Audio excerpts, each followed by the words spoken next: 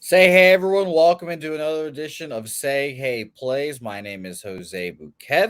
Another Baseball World Classic edition of Say Hey Plays coming at you.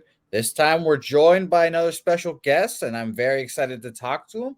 Second person I reached out to actually for these interviews because I was like, I need to talk about Japan, Japanese baseball, and I reached out to the one, the only Yakyu Cosmopolitan. There we go. I've got it. I'm learning Japanese one day at a time.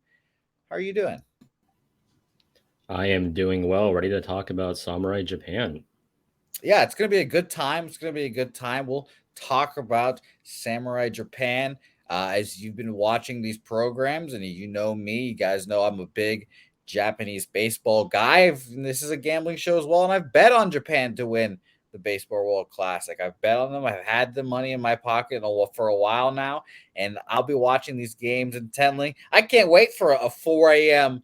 Wake up and watch Japan just start smacking around these teams in this group. It's going to be a lot of fun, and we're going to talk to my guy here about Japan's team, and he will inform us basically about all the names that we should know about. You know, there's obviously you've got your headliners here, but there's a lot of guys that we might not know, and guess what? They're really good, and we should know them, and it's going to be a whole lot of fun. And plus, these guys, unfortunately, I don't know how you feel about all these guys coming over to the MLB here. We kind of, stealing your talent eventually, but these guys are, might end up being coming over. So it'll be interesting to get to see them and showcase their talents here.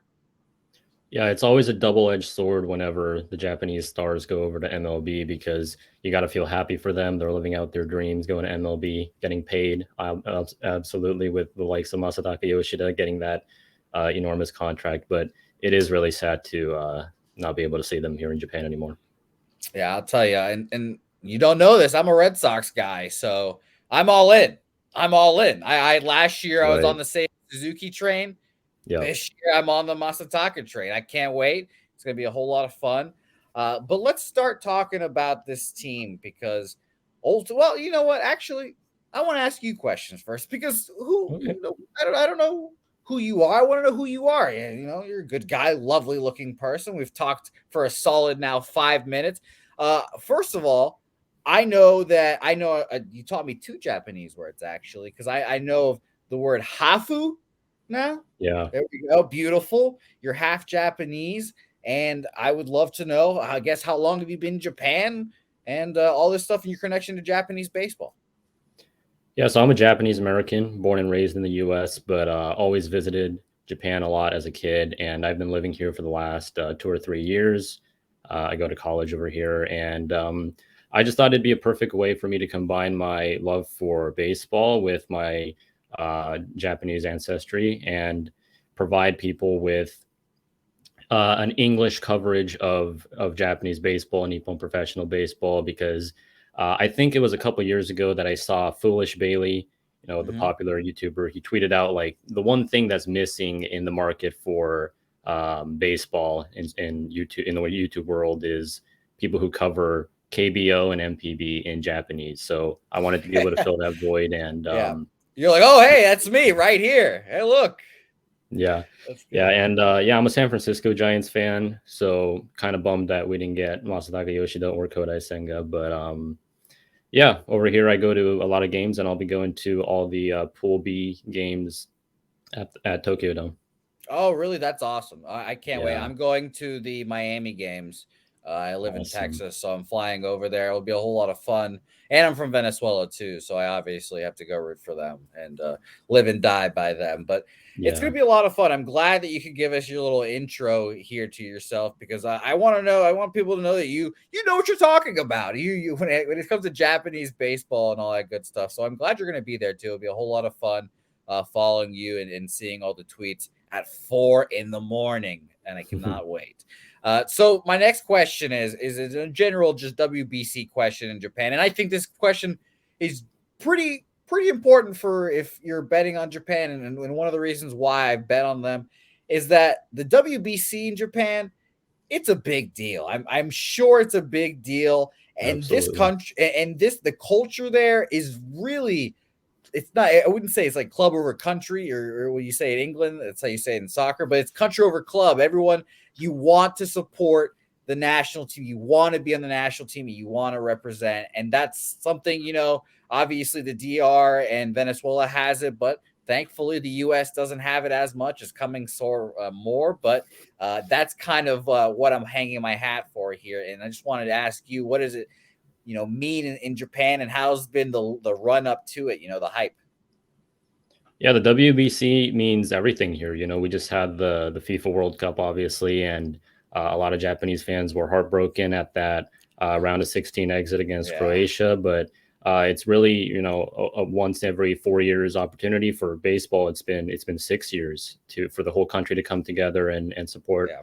our players. And this is an especially special tournament because we got all the MLB guys like Shohei Ohtani who have not played in front of a Japanese crowd since 2017 when he left the Nippon Ham Fighters. So uh, you're right that a lot of the U.S. players. There's the concept of like, do you commit for the national team or do you commit to play for Team USA? That's not really a thing here. You do have a few players who decided to opt out, but generally speaking, everyone is by default committed. It's just a matter of if you get selected for the national team, and for all these guys who have been chosen, they are going to give it their all. And manager Hideki Kuriyama, who used to be Otani's manager on the Fighters, he is also all in. He has pledged to give everything he's got to Oh let Japan man. win here. So No, I love that you're saying all this. You said the buzzword, and whenever someone says Otani, my face lights up. I've been all in on Otani since day one. We had some bumpy rides at first. yeah, oh yeah, We're at peak levels of Otani here, and him being in this tournament is so important for just so many reasons. And I guess I'll start with this, an easy layup question: how big of a deal is Shohei Ohtani now? I mean, he must be the Beatles there, going back to play there. You said for the first time since 2017. How big of a deal is that going to be? yeah. Otani's everywhere. He's plastered on every ad on every Really? He's TV got all the billboards? time. Yeah, oh yeah, and everyone loves him. Obviously, just as fans in MLB do. The joke is that he can do no wrong, right? He's so humble and he just doesn't seem like a human. He's a unicorn, and for Japanese fans to be able to see him live in person again, it'll be my first time seeing Otani. So I'm sure everyone shares my sentiment here, but it's going to be a ton of fun, and everyone is just super excited to see Otani play in Japan again. Yeah, I can't wait. I mean, I like I said, I live in Texas, and I'm already just like, all right, it's it. I have to go to an Otani game. I've got to do it now. It's one of those things you have to do. And thankfully, now that the Rangers are actually worthy of being watched, maybe you can Yeah. end up walking into a DeGrom Otani start. That's obviously the ideal scenario. But I'll tell you, the real question is, how much Otani are we going to see? Because it kind of remains a mystery or whatever. I talked to our guy Daniel, talking to him about Sandy Alcantara. He gets two starts for Sandy. Are we going to see the same thing from Shohei? Does he get two? Any kind of idea of how they're going to use him? Yeah, so obviously Otani is a special case because he is the two-way player.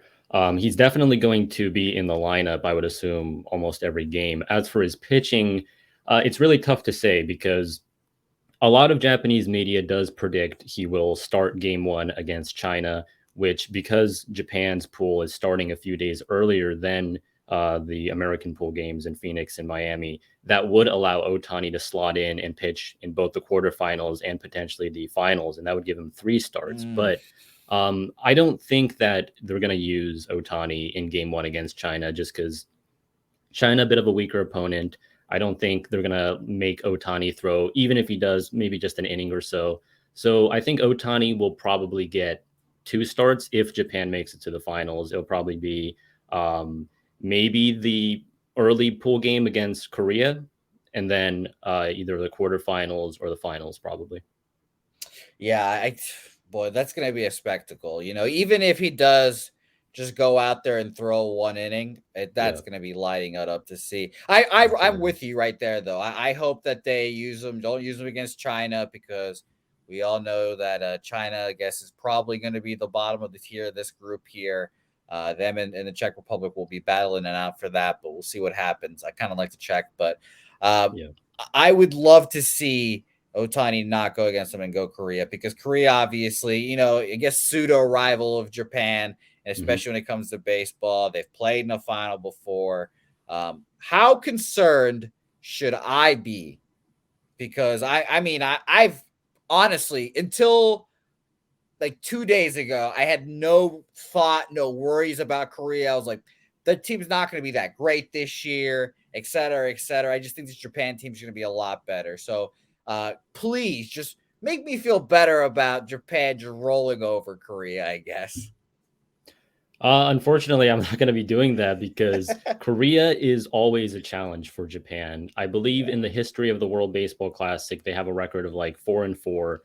The first two times they played in '06, Japan probably had the better team, but Korea beat them the first two times they played.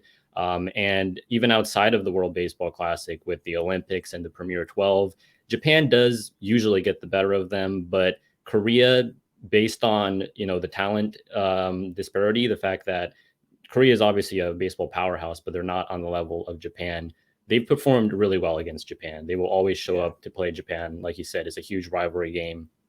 So I do think Japan will best Korea here, just because I don't think this is one of the best Korean teams they've constructed. I think it's a really good one, but I think I've seen better. Whereas Japan's probably putting together the best team they've ever had. So I would still put Japan as the big favorites here, but you never know with Korea.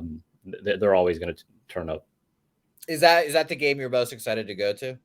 Oh, absolutely. Yeah. It's Yeah. again, any rivalry game like that at the Tokyo Dome, it's going to be really special. It's going to be packed. That atmosphere. I can't like I don't know if it's just the similar, fan bases or whatever, but that's just gonna be so fun to watch. Yeah. And I can't wait for that. I've already jotted that down. That's gonna be on the calendar for sure here. And you kind of mentioned it, by the way. I asked Daniel the same question about Venezuela, because I think it's probably Venezuela's best team we've ever put together. It's kind of hard to say, because Japan obviously has won the WBC before, but Yeah. this is probably the best team ever, huh? Yeah, I've looked back at Japan's past rosters. Like you said, it's hard to claim that this is the best team yet because they're yet to, do anything. The '06 and '09 teams actually won it all. But when you consider that the rest of the competition has gotten a lot stronger as well, I do think that this is Japan's best team ever constructed. If you just go position by position, with the exception of maybe catcher and shortstop, these Japanese players that they have right now are just insane. Just look at the outfield with the Oh likes of yeah. Masataka Yoshida, Seiya Suzuki. These are two of the top six players in MPB history by weighted runs created plus for hitters with at least 3,000 plate appearances. So I believe Yoshida is number 5 all time in MPB history. Seiya Suzuki is number 6, and then you add to that Lars Nootbaar, who's a really solid up and coming MLB player. So just in every position here, Japan is really stacked.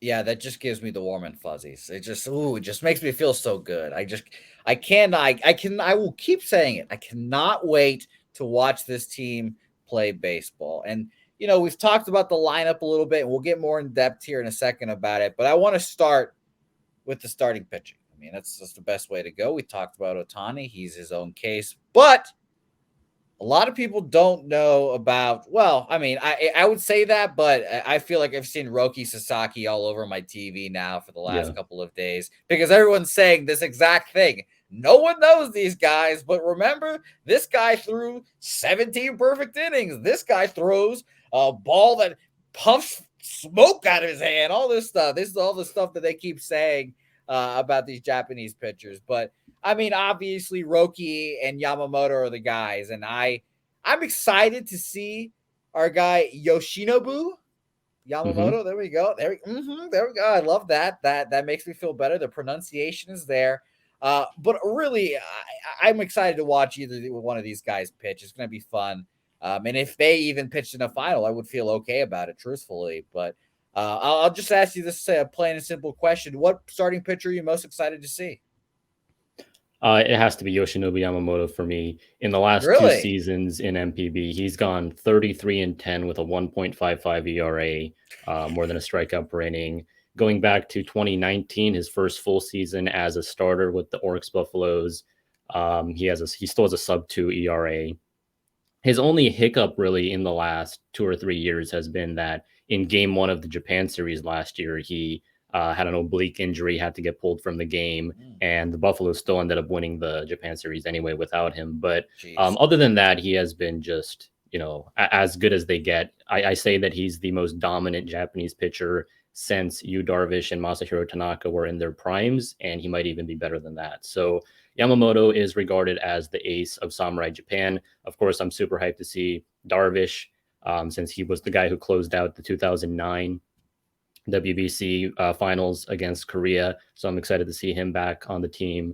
Ohtani, Sasaki, and maybe some of the lesser known guys who might get a start against one of the lesser teams like Czech Republic or China, someone like Shota Imanaga, somebody like Hiroya Miyagi. But ultimately, yeah, I think Yamamoto is Japan's number one right now. Yeah, I don't know what it is. I really don't know what it is, but I just fall in love with these Japanese pitchers. It's so easy, and I again, obviously, I'm a Red Sox fan, and freaking. We obviously had our own Japanese starters. Shout out to Gyro Ball, and by the way, here's a funny story of the day. So, one time, obviously he got hurt, blah blah blah. He's rehabbing. I lived in Virginia at the time. The Salem Red Sox were there, single A team. Comes in, rehab start, watching him, et cetera, et cetera. Back to back in first batter of the innings, he went 2 innings. Back to back, gives up a home run. I obviously this is like I don't know how old I am, like 13 years old, 10 years old, whatever it is. I jumped a fence, barbed wire with it, lost some good sweatpants that day to go get these home run balls just to get them. Like, oh my god, this is so cool. But yeah, no, it's a great love and fascination for me with these Japanese pitchers. I don't know what it is, but I love it. And we talk about the starting pitchers. The bullpen is good too. Like we Oh can't yeah. not mention that the bullpen is fantastic as well. I've got all the names in front of me, but I'd rather hear you just say them and you just tell me who's going to be the guy that we see close these ball games out because we've seen Swing Win O or whatever, the final boss, the best nickname in baseball out there. Shout out to my guy Sawamura as well. We've seen him come over as well, Yeah. be a decent reliever. But just tell me, what do you think about this bullpen as a whole? Yeah, so the closer job is probably going to come down to Roji Kuribayashi of the Hiroshima Carp and then Taisei Ota, who goes by just first name Taisei of the Yomiuri Giants. Kuribayashi won the Central League Rookie of the Year in 2021. Taisei won the same award this previous year. I would assume that Kuribayashi is still going to be the guy. He was the closer at the 2021 Tokyo Olympics. He's just absolutely electric. Rookie season had an 0.86 ERA. Last season, an ERA just a little bit over 1. But the K rate is insane. Does walk rate's a little bit up there, but doesn't really matter because he doesn't give up any hits or home runs. Yeah. Taisei, he throws over 95, so really solid young up and coming pitcher. But I would assume that he gets the late innings, and then just for their other bullpen guys, like you said, they're just absolutely electric. You got Atsuki Yuasa of the Hanshin Tigers, who was second in the Rookie of the Year in the Central last year. And then the guy who I'm personally really high on, as you mentioned, with Hafu, because I'm a Hafu, is Yuki Utagawa, half Filipino, half Japanese pitcher, made his debut this past July for the Oryx Buffaloes, had an 0.81 ERA with a 36.8% K rate in 19 appearances. And he was a big postseason hero for the Buffaloes in the Japan series. Struck out 10 batters, didn't give up a single run in 5 2/3 in relief. Kind of became known as like a fireman who could come in in a strikeout situation and get out of the jam. And that's really what's earned him a spot on this roster. I didn't think he was actually going to be on there since Japan has a lot of other great relievers like Kai Mataira, but he decided to opt out because he's converting from a relief pitcher to a starting pitcher this season. And so that opened up a spot for Utagawa. And I'm super hyped about that. I think Utagawa is somebody that all MLB fans should keep an eye on. Beautiful. See, look at this professional. He's got his names ready to go. He's got his guys. I love it. I love it. And by the way, you keep mentioning the Oryx Buffaloes and all great names, obviously. Who's your favorite Japanese team? Japanese league team? I actually don't have a favorite MPB team. I try to be objective. So, wow. I just watch everyone. I do have a bias towards some of the Tokyo teams, Yomiuri Giants, Tokyo Cold Swallows, Chibalote Marines. The teams in the Tokyo area I'm a little bit biased towards, but generally speaking, I'm a fan of the players. I'm a fan of the league. And I'm a diehard San Francisco Giants fan. So it's hard for me to select a second team. No, I can see it now. I'm picturing in my head you sitting in the stands, very Rob Lowe with the NFL hat on. You just have the MPB logo on a hat, just sitting there, just rooting on everyone. I love it. That's a beautiful image.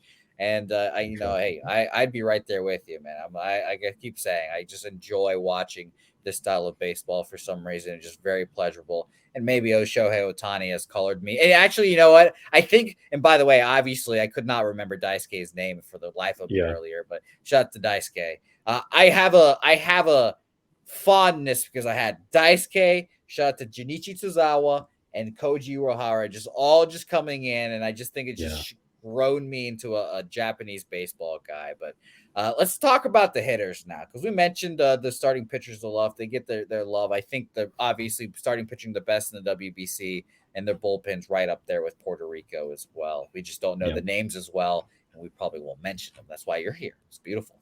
The lineup. Best lineup in Japanese baseball history or Japanese WBC history, probably. Ohtani will be there. We have, oh my goodness. So I was doing my research about this, and I have a new crush. Murakami, my man at third base, breaking single season home run records in the MPB. Love to see that. I can't wait. Obviously, Seiya, we mentioned Yoshida and Lars Nootbaar is going to be interesting. And we've got an interesting infield of Genda, Soku Genda. There we go. I'm trying to pronounce these names for us so we can get a good laugh out of our Japanese viewers as well. And Hotaka Yamakawa as well. I cannot wait to see 41 home runs last year as well, apparently. We'll see how that goes. And Shugo Maki as well. So, I mean, obviously the names in the lineup are going to be those American players that we see here. But the real question is, the Japanese, kind of stereotype when a player comes over is that if they can't hit high heat, and that's what the Red Sox were scouting Masataka for. They realize he can do it, and if he can do it, I'm sure other guys in this lineup absolutely can do it. So could you just kind of dispel some of my worries about this lineup? Because I think obviously it's stacked. Yeah, Murakami that you mentioned there, absolute beast. Just turned 23 years old, just had his 23rd birthday last week. I love that. WRC plus last year of 223. So oh my God, 200. He was basically having the season Aaron Judge was having in New York, but even a little bit better than that. And like you said, he set the single season MPB record for a Japanese-born player. Vladimir Valentin, his former teammate, actually has the MPB record with 60, but he hit 56 himself. And then as for high heat, Murakami has no trouble. Obviously, he hasn't, gone up against, some of these, Dominican guys who can absolutely paint like 102. But for Japan's flamethrowers, he typically has no problem. He did run into a little bit of a slump at the end of the regular season, but then in the exhibition games he played for Samurai Japan in November, he hit 4 home runs in 3 games against Australia. So that kind of dispelled any problems, any concerns I had about him. And some of these other guys like Shugo Maki, who I'm really high on myself, he'll either be the first baseman or the second baseman. He does really well against velocity. Hotaka Yamakawa, tough to say. He Personally, I think that his swing does not translate all that well against high velocity. He's more of a, big leg kick type of guy. So Japan does have a few guys who may struggle against velocity, but I think they're good enough to be able to adjust on the fly. And the fact that they've got so many MLB guys here, even somebody who's yet to play an MLB game like Masataka Yoshida, these guys can all hit velocity. So even late in the tournament, when Japan goes up against these, Dominican, American, Puerto Rican, Venezuelan, whatever it is, guys who are throwing, 100 plus, I think Japan's going to be fine. Yes. I love how this interview is just you just making me feel just better about betting Japan and just being the face of the bandwagon, telling everyone, telling all my friends, just a reminder, guys, bet on Japan to win the Baseball World Classic, because right now we've had the favorites. It is the Dominican Republic, the U.S., and Japan as the three favorites as of right now, as we're recording. And I just don't think that this team's are better than them simply. And it's funny. It's maybe a bias or whatever we have because we obviously know more of the American and Dominicans, and that just makes it easier to bet on. But if you just do a little research on how good this team is, it's just the ERAs are just stupid on this bullpen and this starting staff. It's just ridiculous. And and it's hilarious to me. We mentioned all those guys. I didn't mention you, Darvish. You Darvish was fantastic last year, just amazing. And that's just kind of just cherries on top of all of this. And it just makes me feel so much better about all of this. All right. So you're a straight-laced guy. You cover the league straight for the MPB, but I think you've got a little bit of bias here maybe when it comes to WBC. So I'll ask you an easy predictions question because we're both equally as biased here. So I can easily say this. My predictions for this pool are pretty easy. Japan wins it going away. Korea comes in second. Australia finds their way to win and get third, and then I think Czech comes out on top, beats China. China will figure out their baseball situation, try to qualify next year, but I just really think it's all about Japan in this group, and I think they win it all. I've said that again for weeks now. I mean, it's just easy to say when I've got a guy like Roki Sasaki as the third starter, the fourth starter on this Japanese team. It's so easy to be in those comforting hands, and they're always in it. It honestly, I made the example or the alliteration, whatever the word is, analogy. It's just like the Little League World Series. It's just like the Little League World Series. The Japanese team is always just so good, and we don't know how they do it.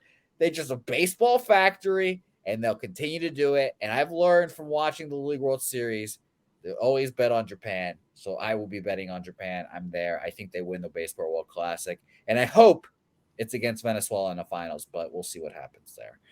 What do you think's going to happen in this? How far? I just want to hear your predictions. Yeah, well, I got to say Japan's going to win it all.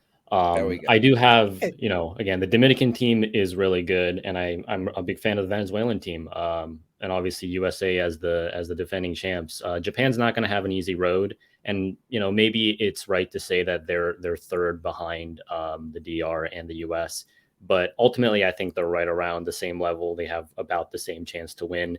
As for Pool B, yeah, I think it comes down to, I think Korea is probably the X factor in this group. If they come and show up and they're really, really in good form, then they might beat Japan and top the group, and that shakes up everything. But if they show up and they're in bad form, maybe they even lose to Australia. Australia performed really well at the last WBC. I think a lot of people forget. Obviously, they're not that the roster's not looking that good, but they performed find a way. well. Yeah, they only lost by a few runs to Cuba at the last WBC, and they picked up a win in there too. So Australia is not to be taken lightly, and I don't think Korea are taking them lightly, because I saw somewhere that they're going to use their best starter, who's probably Kwang Hyun Kim, against Australia, and then use their number 2 guy, who's I'm going to guess is Chung Mo Koo,